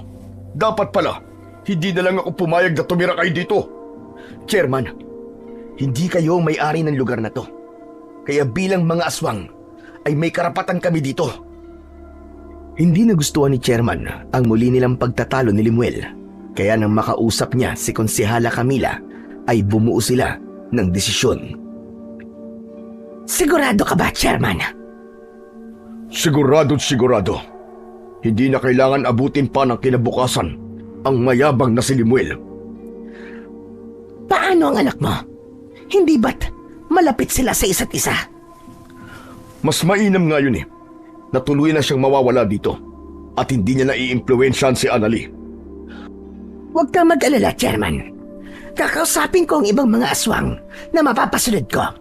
Magtutulong-tulong kami para tiyakin ang kamatayan ng Limuel na yon. Kung makikialaman lolo niya at kahit na ang batang kasama nila, isama niyo na rin. Mas maiging tapusin na sila bago pa tayo mapahamak dahil hindi talaga siya titigil para sirain tayo at magalit sa atin ang kapitalista na nagbibigay sa atin ng malaking halaga. Kaya ng gabing yon ay bumuo na ng plano si Konsihala Camila. Kinausap ang mga aswang na maaaring umatake kina Limuel para tiyakin ang kamatayan ng binata sa gabing yun. Subalit laging handa si Lolo Solano. Anong ginagawa mo, Lolo Solano? Pinapatalas ko lamang itong itak ko, Apo. Dahil kailangan natin ito. May darating ka bang kaaway? Iba kasi ang nararamdaman ko. Kaya mas mainam na naghahanda tayo. Nakahanda rin po ako, Lolo Solano. Alam kong may pwedeng umatake sa atin anumang oras, lalo na't may mga taong ayaw ng ginagawa ko. Isa na doon sila, Chairman. Malaki ang galit niya sa'yo. Kaya may palagay akong siyang may pakana ng aswang na dating umatake sa'yo. Alam ko po yun, Lolo. Pero hindi nila ako mapapatahimik. Dahil kung may kailangan tumahimik, ay hindi ako, kundi sila. Nag-uusap-usap sina Lolo Solano at Limuel nang marinig nila na may tumatawag sa labas ng bahay. May bisita po, Lolo Solano. Ganitong oras, may bisita tayo. Teka, parang pamilyar sa akin ang boses ng tumatawag na yun ah. Sandali nga't sisilipin ko. Nagtungo sa pinto ng bahay si Limuel upang tignan kung sinong tumatawag sa kanya. Nakita niya si Annalie. Umaliwalas ang kanyang muka at napangiti siya. Lumabas siya ng bahay at pinuntahan ng dalaga, saka pinapasok sa loob. Oh, Annalie, mukhang mahalagaan sa mo ah. Gabing-gabi na pasugod ka rito sa amin. Baka mamaya hanapin ka ng itay mo. Okay lang po yun, pero importanteng makausap ko po kayo. May problema ba, Annalie? Limuel, hindi kayo ligtas dito. Sinasabi ko na nga ba? May masama bang pinaplanong itay mo? Oo, kasamang ilang konsihal, Limuel. Pati ibang aswang na naniniwala sa kasinungalingan nila. Alam ko na ang totoo tungkol sa ginagawa ni Itay. Ang pakikipagsabuatan sa mga kapitalista. Kasama nila si Mayor at iba pang nasa posisyon para protektahan ng quarrying dito sa Baryo Karimlan. Yan ang nakakalungkot na katotohanan, Annalie. Marami silang nagkakampi-kampi para sa pera. Para sa material na pakinabang kahit pa ikakapahamak ng marami. Mahal ko ang Itay ko, pero hindi ko gustong ginagawa niya. Lalo na ang pagtatangka nila sa buhay niyo. Salamat, Annalie. Minsan mong iniligtas ang buhay ko, Limuel. Kaya kailangan kong suklian yon. Saka, hindi rin ako papayag na may masamang mangyari sa'yo. Kailangan tayong gumawa ng paraan, Apo. Tama ka, Lolo Solano. Kung ano mang gagawin niyo, tutulong ako. Kaya hindi na nag-aksaya pa ng oras si Limuel. Kasama si Lolo Solano at Annalie ay pinuntahan nila ang bahay ng mga taong nakakasama nila sa barikada. Kailangan makausap nila ang mga ito. Dapat silang kumilos bago pa maging huli ang lahat. Nang makausap na ni Limuel ang mga taong kanyang kakampi at maaasahan, ay agad niyang sinabi ang kanyang plano at ibig niyang mangyari. Paghahandaan nila ang magiging pagsalakay ng mga aswang na kakampi ni na Chairman Benito. Ang totoo, mga kasama, ay ibig nilang patahimikin ako. Hindi lang ako, kundi tayo na lumalaban para sa ating kaligtasan. Siyempre, papayag ba kayong mangyari yun? Huwag kayong papayag. Dahil kapag hinayaan natin sila, para na rin nating ipinahamak ang ating mga sarili at ang ating buong pamilya. Tama si Lolo Solano. At kahit anak ako ni Chairman Benito, nasa inyo ang panig ko. Dahil naniniwala ako sa inyong pinaglalaban. Nagpalakpakan ang mga naroon sa sinabi ni Annalie. Handa sila para harapin ng mga aswang na kakampi ni na Chairman Benito. Bilang mga aswang din ay handa silang lumaban at ipagtanggol ang tama para sa kanilang pamilya. Kaya ang gagawin natin, mga kasama, ay magkukubli muna tayo. Huwag kayong lalabas hanggat hindi ako nagbibigay ng hudyat. Alam kong una nilang pupuntiryahin ay ang bahay namin. Dahil ako at sina Lolo Solano ang plano nilang patahimikin. Samantala, sa lugar ni na Chairman Benito ay tapos na rin ang kanilang pagpaplano. Kaya lamang ay nag-aalala si Chairman. Bakit, Chairman? Nawawala ang anak ko. Hindi ko alam kung saan nagpunta. Baka may pinuntahan lamang siya at babalik na rin. Ayoko kasing kapag aalis ako, ay wala siya rito sa bahay. Pero Chairman, hindi maaaring wala ka sa ating gagawing pag-atake kina Limuel. Ikaw ang unang dapat na magpakita ng tapang para tapusin ang mayabang na yon, pati ang kanyang lolo. Alam ko, Konsyala, at hindi ako mawawala. Kaya wag mo na munang isipin ang anak mo. Tsak namang uuwi rin yon. Ang isipin natin ngayon ay yung matapos natin kagad ang ating plano na mawala sa landas natin ang pakialamerong si Limuel. Patuloy na sa pagdilim ang paligid. Mararamdaman ang katahimikan sa baryo Karimlan. Subalit, lingid sa kaalaman ng ibang naninirahan doon ay may nakatakdang mangyari sa gabing yun. Nasa loob ng bahay si Limuel at nakikiramdam dahil alam nilang anumang oras ay maaaring dumating ang mga aswang na inutusan ni Chairman Benito. Sigurado ka bang ngayong gabi sila darating, Anali? Opo, Lolo Solano. Hindi ako maaaring magkamali. Dahil dinig ko ang pakikipag-usap ni Itay dun sa mga aswang na inutusan niya. Pero ang sabi niya ay sasama siya. Baka naghahanda pa lamang sila, Lolo. Kaya hanggang ngayon ay wala pa. Ang tagal naman, naiinip na ako. Gusto ko kasing makakita ng aksyon eh. Yung parang napapanood ko sa palabas sa TV. Labanan ng mga aswang sa aswang. Ang astig siguro nun. Ano bang astig ang sinasabi mo, Jobert? Delikado nga yun eh. Baka mamaya makialam ka, ha? Kuya Limuel, aswang din ako. Kaya ko magbago ng anyo. Saka gusto kong makatulong sa inyo. Jobert, hayaan mo na yon sa mga matatanda. Pero bakit? Eh anong gagawin ko? Dito ka lang sa loob ng bahay at huwag kang lalabas. Ang corny naman nun. Eh gusto ko nga maka-experience ng tunay na labanan eh. Apo, wag na. Saka na lang. Delikado yun para sa'yo. Saka hindi mga katulad mong batang aswang ang makakaharap namin, kundi mga sanay na sila sa pakikipaglaban. Ay nako, kainis naman. Pinoprotektahan ka lang namin, Jobert, kaya sumunod ka na lang sa amin ni Lolo Solano, pwede ba? Pero ako, Limuel, gusto ko makatulong sa inyo. Anali, wag na. Kaya na namin to. Hindi. Ayoko manatili dito sa loob ng bahay.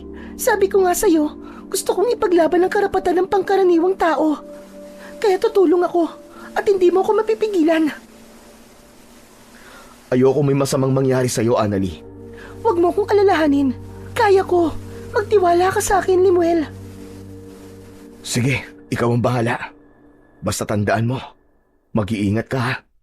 Oo naman. Ikaw din. Mag-iingat ka. Nasa ganong pag-uusap si Limuel nang makarinig sila ng mga yabag mula sa labas ng bahay. Kasunod nun ay iba't ibang ingay. Pamilyar sa kanila ang mga ingay na yun. Narito na sila, Apo. Dumating na mga aswang na aatake sa atin. Nagmamadaling sumilip sa nakaawang na bintana ng bahay si Lolo Solano. Nakita niya ang grupo ng mga aswang na nakapaikot sa kanilang bahay. Tayo talaga ang pakay nila. Nakapaligid na sila sa bahay natin. Lolo, ako na pong bahala. Alam ko naman na ako ang kailangan nila. Kamatayan ko ang kanilang pakay. Nagbago na ng anyo si Limuel. Naging aswang ito at lumabas ng bahay upang harapin ang iba pang aswang na nasa labas. Sila ang grupo ng aswang na mga kasama ni Chairman Benito. Ako ba ang sadya nyo? Wala nang iba. Dahil sa kantinik sa lalamunan namin. Pero nagkakamali kayo. Hindi nyo kilala ang gusto nyong patayin. Mayabang ka pa rin magsalita. Akala mo siguro ay makakaya mo kami. Nagkakamali ka dahil napaghandaan ka namin. Binatang hambog. E di tignan natin kung hanggang saan ang tapang nyo. Mga kasama, sugurin ang hambog na ito. Huwag titigilan hanggat hindi na mamatay. Mga hangal, hindi ako papayag na basta nyo lang patayin. Umakbo si Limuel. Isa yun sa kanyang plano. Magpapahabol siya patungo sa kinaroroonan ng kanyang mga kasama na naghihintay sa kanyang pagdating. Sige, humabol kayo! Kung gusto niyo akong patayin, humabol kayo! Walang nagawa ang mga aswang mula sa grupo ni na Chairman Benito at Konsehala Camila, kundi ang sundan si Limuel. Hanggang sa makarating si Limuel sa isang lugar kung saan naghihintay at nagkukubli ang mga aswang sa Baryo Karimlan na kanyang mga kakampi. Huminto roon si Limuel. Bakit ka huminto, binata? Napagod ka na ba? Mahinang klaseng aswang. Madaling mapagod. Gusto ko lang magpahinga. Baliw! Sige, magpahinga ka. At ibibigay naman namin yon ng kapahingaan na hinahanap mo. Mga kasamang aswang, sugurin ang hambog na yan at huwag tirhan ng buhay. Sugad!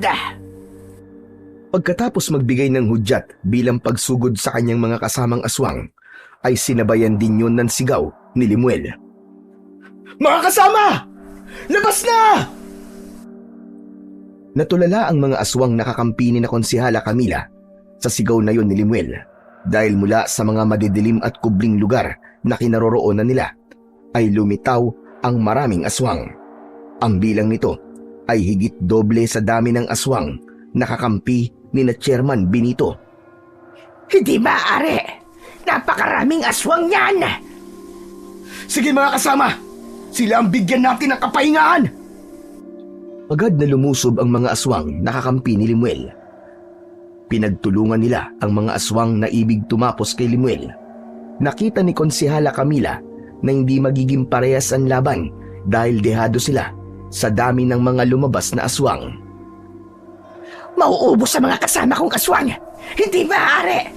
Urong! Umatras tayo! Umalis tayo dito mga kasama! Mauubos tayo dito! Sa sigaw na yon at hudyat ng kanilang leader ay nagsipagtakbuhan palayo ang mga aswang. Hindi nila kaya ang dami ng mga aswang na handang tumulong kay Limuel. Mga aswang na duwag! Bumalik kayo rito! Mga pakawala kayo ni Chairman! Mahihinang klaseng aswang! Nagkatuwaan naman ang mga aswang nakakampi ni Limuel dahil napatakbo nila ang grupo ni na Chairman Benito. Akala yata nila ay maiisa nila tayo. Maraming salamat sa inyo mga kasama. Maaari na muna kayong bumalik sa inyong mga bahay. Pero hindi pa tayo tapos dahil nagsisimula pa lang tayo sa ating pinaglalaban. Nagkanya-kanya na ng uwi ang mga aswang nakapanalig ni Limuel. Kailangan niya nang bumalik sa bahay. Subalit nang bumalik siya sa bahay ay nakita niya si Annalie na pilit na isinasama ng isang aswang. Hindi maaari! Nasa panganib si Annalie! Bitiwan mo ako! Ayokong sumama sa'yo! Bitiwan mo ako! Hoy! Bitiwan mo siya! Huwag mong pakialaman si Annalie! Huwag kang makialam dito dahil isasama ko siya. Talagang matigas ang ulo mo, no? Ako ang harapin mo. Kung hindi mo bibitiwan si Annalie, magkakasubukan tayo ngayon. Umatungal si Limuel, paghahanda upang atakihin ng aswang na ibig kumuha kay Annalie. Subalit pinigilan siya ni Annalie. Huwag, Limuel! Huwag mo siyang pakialaman! Hindi naman ako kayang saktan ng aswang na to! Delikado ka sa kanya, Annalie! Hindi, Limuel.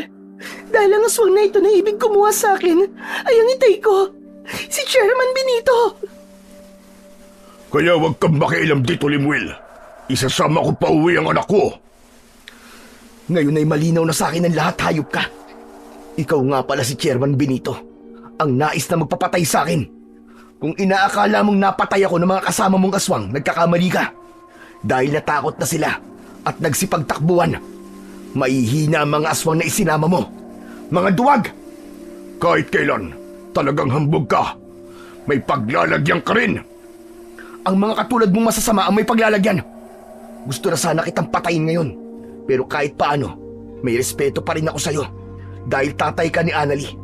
Kaya bago pa ako mawala ng galang sa'yo at magdilim ng tuluyan ng paningin ko, umalis ka ng hayop ka. Aalis ako, pero isasama ko ang anak ko. Itay, hayaan mo na ako dito. Saka hindi ko na rin gusto ang ginagawa niyo. Nagiging masama na kayo. Nagiging gahaman kayo. Hindi ka maaaring manatili dito Sa ayaw at sa gusto mo ay uuwi ka. Isasama kita. Kahit nagmamatigas si Annalie at ayaw sumama sa kanyang ama, ay pilit pa rin siyang hinila ni Chairman Benito. Kaya walang nagawa ang dalaga, kundi ang sumama na lamang. Pagdating sa bahay, ay galit na galit si Chairman sa anak.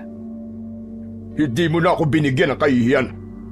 Itay, di ba't akong dapat na magsabi niyan sa inyo? Dahil tagang nakakahiya ng ginagawa niyo. Alam na ng mga taga rito ang pakikipagsabuatan niyo sa kapitalista na sumisira ng kabundukan dahil nagiging matakaw na kayo sa salapi. Hindi niyo na iniisip ang para sa kapakanan ng iba. Ginagawa ko to para sa iyo, Annalie. Kapag mayaman na tayo, ikaw ang makikinabang, hindi ako. Itay, hindi ko kailangan ng kayamanan galing sa masama. Masaya ako mabuhay ng simple, na walang inaapakan at inaargabyadong tao. Walang inilalagay sa peligro. Hindi gaya ng ginagawa nyo, kasama ang mga konsyal nyo, na naging sugapa na rin sa pera. Pare-pareho na kayo. Hindi mo na ako nare-respeto, Annalie. Kung gusto nyo ng respeto, matuto rin kayong rumispeto ng kapwa nyo. At huwag maging masama. Mas gugustuhin ko pang iwan kayo at sumama sa ibang tao dahil ayokong pati ako ay maging katulad nyo. Tumagos sa puso ni Chairman Benito ang mga sinabing yun ng kanyang anak. Kilala niya si Annalie. Marespeto ito. Kaya sa unang pagkakataon na sinagot siya ng anak, ay naramdaman niya. Mabigat yun sa kanya, kaya lamang ay alam niya kung saan nanggagaling ang galit ng anak para magsalita ng ganun sa kanya. Hindi natapos sa ginawang pakikipagharap ng mga aswang, nakakampi ni Chairman ang mga kasama ni Lemuel ang pangyayaring yun, kundi agad ay pinulong ng binata ang mga aswang na kapareho niya ng prinsipyo at paninindigan. Alam nating hindi pa tapos ang pakikipaglaban natin, mga kasama. Ang nangyari sa grupo ni Chairman Benito ay siyang maliit na bahagi lang ng ating ibig mangyari. Sina Chairman, kung sa puno ay mga dahon lamang na pumipinsala sa ating baryo. Ang kailangan natin putulin ay ang puno at hukayin ng ugat para matiyak natin na titigil na sila sa kanilang ginagawang paninira ng kalikasan. Matamang nakikinig ang mga taong naroon sa pulong na ipinatawag ni Lemuel. Kaya dapat na nating ituloy ang ating sinimulan. Aatakihin natin ang mga tauhan sa quarry site. Sila ang kailangan natin pagbayarin. At isusunod natin ay ang mga nakaupo sa munisipyo na siyang nagbigay ng paintulot para sirain ang kabundukan. Kasama na natin si Mayor na nagpoprotekta sa kasamaan ng mga kapitalista. Higit sa lahat ay ang kapitalista na si Mr. Tango na siyang may-ari ng kumpanya na sumasalaula sa ating kalikasan at kabundukan. Lahat ay sumang-ayon sa ibig mangyari ni Lemuel dahil ang hangad nila ay matapos na rin ang problemang kinakaharap ng kanilang baryo. Kaya nag-usap-usap sila kung paano nila gagawin ang kanilang plano. Bumuo ng kanya-kanyang grupo si Lemuel. Grupo na siyang sasalakay sa mga minahan para tapusin ang mga ito. May grupo rin para singilin ang mga politiko na nasa munisipyo na nagbibigay ng proteksyon sa iligal na gawain. May grupo rin para tapusin ang kapitalista na gahaman sa pera. Hindi madali ang gagawin nyo, Apo. Pero yun na lang po ang tanging paraan, Lolo. Kung hindi pa kami kikilos, kailan pa? Kung sa bagay tama ka, kailan pa? Ngayon na ang tamang panahon, Lolo. Minsan nang nagkaroon ng pagbaha. Kaya sa susunod, baka higit pang trahedya ang mangyari. At wag na nating hintayin na umabot sa ganun. Marami ang mamamatay. Samantala, sa lugar naman ni na Chairman Benito at Annalie, mula nang kunin ni Chairman ang anak kina Lemuel at nagkaroon sila ng pagtatalo, ay hindi pa uli sila nag-uusap. Mahal ni Chairman ang anak at nababahala siya. Mabigat sa loob niya na hindi siya kinakausap ni Annalie. Hindi kasi ako sanay na hindi niya ako kinikibo. Chairman, huwag mong sabing ikaw ang susuko sa anak mo. Hindi ko alam, konsyala. Naguguluhan ako. Meron tayong ipinangako kina Mayor at Mr. Tango. Alam ko yun. Hindi ko yun nakakalimutan. Ang pag-urong natin hindi mabuti ang ibubunga. Kaya mahirap kung magbabago ang isip natin. Pero ayoko manatiling masama ang loob sa akin ng anak ko. Magbabago rin ang isip niya, Chairman. Sigurado yon. Hindi mo kilala ang anak ko. Ang tama sa kanya ay tama at ang mali ay mali. Siya rin ang makikinabang sa lahat ng meron ka. Nasabi ko na yun sa kanya. Kaya lang, iba talaga ang prinsipyo ni Annalie. Chairman, inuulit ko. Hindi pwedeng magbago ang isip natin dahil buhay natin ang magiging kapalit noon. Sapagkat mahalaga ang bawat sandali, kaya inumpisahan na nila Limuel ang kanilang plano. Kumilos na ang bawat grupong binuo nila upang simulan ang kanilang gagawin. Natuldukan na ang kasamaan ng mga taong may kinalaman sa pagsira ng kalikasan. Unang kumilos ang grupo na nakatalaga sa lugar ng minahan. Isang gabing nagpapahinga noon ang mga nagtatrabaho sa loob ng mga tent na nakapaligid sa quarry site. Wala silang kamalay-malay sa biglang pagsalakay ng mga aswang. Kanya-kanya ng takbo at sigaw ang mga kalalakihan. Wala silang mapuntahan. Gamit ang mga heavy equipment na naroon sa site, ay hinarap nila ang mga sumalakay na aswang. Subalit bigo pa rin sila. Walang itinira ang mga aswang na umatake doon. Tiniyak nilang wala ng buhay ang mga tauhan ng quarry. Naging malaking balita yon na nakarating kay Chairman Benito at maging sa mayor ng bayan. Subalit walang isa man ang nagsalita o tumistigo sa mga nangyari. Sinasabi na aswang ang may pakana, subalit wala namang makuwang ebidensya. Kaya galit na galit ang mayor kay Chairman Benito. Alam ng chairman kung sino ang may pakana ng mga nangyari, subalit nanatili na lamang siyang tahimik. Natatakot rin siya na isunod ng mga aswang na yon. Nang sumunod na araw, ay napabalita na lamang na natagpo ang patay ang mayor, maging ang ilang opisyalis sa munisipyo na may kinalaman at kasabwat sa pagpapasabog sa kabundukan ng Baryo Karimlan.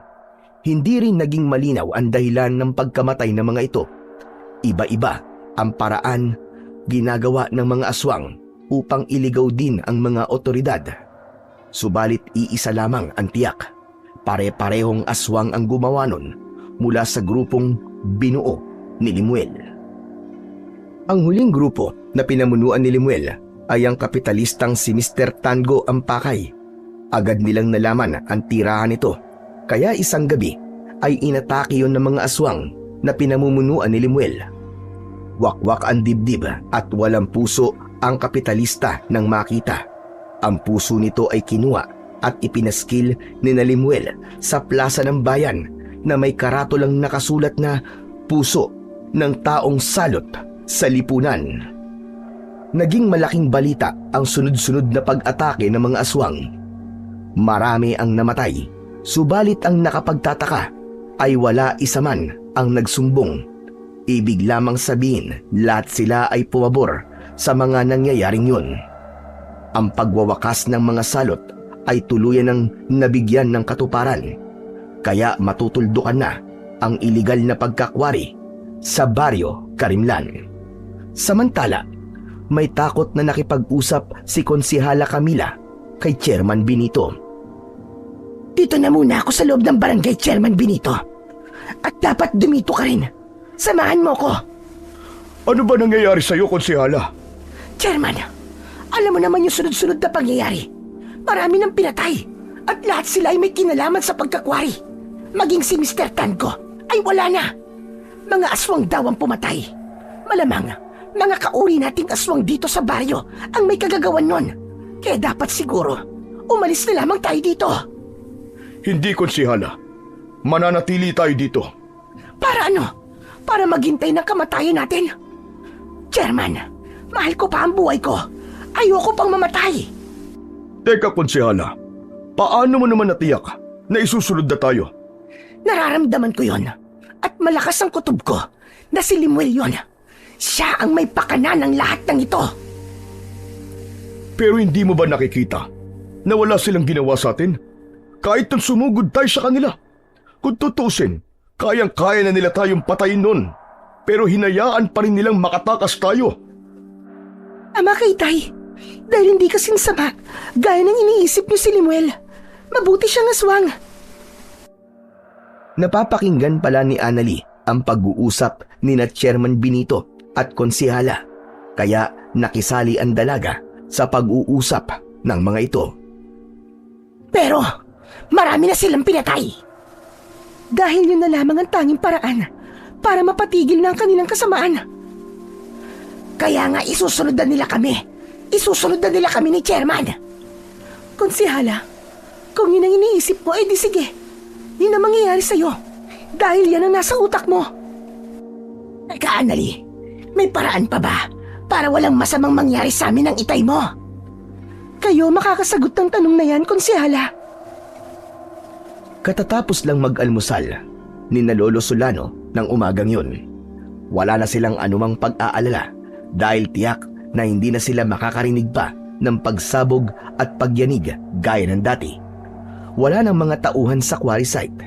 Ipinasara na ito dahil sa nangyaring pagsalakay doon ng mga aswang. Lumapit si Jobert sa kanyang Lolo Solano at pinsang si Limuel at may ibinalita sa kanila ang bata. May bisita po kayo, Lolo. Sino? Lo, si Annalie po. At may mga kasama po. Sino mga kasama niya? Pinapasok ni Jobert ng bahay sina Annalie. Kasama nito ang amang si Chairman Benito at ang mga konsehal ng Baryo Karimlan. Oh, napasyal kayo dito sa amin, Chairman. Pasensya na kayo, Lolo Solano. May importante kaming sadya sa inyo. Lalo na dito kay Limuel. Limuel, ako nagpumilit para pumunta kami dito sa inyo dahil kailangan makausap ka nila. Alam kong handa mo silang bigyan ng isa pang pagkakataon, hindi ba? Annalie, alam kong biktima rin lang sila. Sa kabilang tao, may pangangailangan din sila. Kaya nahulog sila sa ganong gawain at nagpagamit. Yun nga ang sabi ko, lalo na kay Itay. Dahil ayokong tuluyan siyang mahulog sa paggawa ng mali. Maaari pang itama ang lahat, lalo na kung bukal sa puso. Sa naging pag-uusap ni Limuel, kina Chairman Benito kasama ang mga konsehal, ay humingi sila ng tawad sa kanilang pakikipagsabwatan sa mga iligal na gawain. Nangako sila na aayusin na ang kanilang buhay. Ang perang naibigay sa kanila mula sa kapitalista ay gagamitin nila para sa proyekto ng barangay. Ipinangako nila yon kay Limuel. Tinanggap naman ni Limuel ang paghingi ng tawad at pangako ng mga taong lumapit sa kanya. Magsisikap silang ayusin ang pagpapatakbo sa Baryo Karimlan. Naging sikat at hinangaan si Limuel sa baryo dahil sa kanyang ginawa. Kahit dayo sila sa lugar na yon, ay hindi yun naging hadlang upang kumilos siya at ipakita sa mga naninirahan doon ang kanyang pagmamalasakit. Hindi lang ito para sa kanyang kapwa aswang na gumagawa ng mabuti, kundi maging para sa kapakanan ng kalikasan.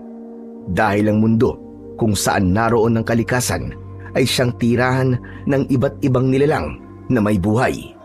Aswang man o hindi, ay dito naninirahan. Kung ito'y tuluyang mawawasak, ay magiging kawakasan na rin ng lahat ng may buhay. Dahil sa ginawa ni Limuel, ay tuluyan ng napatigil ang quarrying sa lugar. Wala na ring kapitalista na naglakas ng loob para sirain ang kalikasan dahil nagpasalin-salin na ang pangyayaring yun na nakabuti sa Baryo Karimlan. Kaya ganap na silang makakapamuhay ng ligtas at may kapayapaan. Ang kasakiman at pagiging gahaman ng tao ay nagbubulid para gumawa ng masama, na siya ring maghahatid patungo sa kapahamakan. Kaya bakit natin pipiliin ang maging sakim at gahaman kung ang dulo naman ito ay ang kamatayan?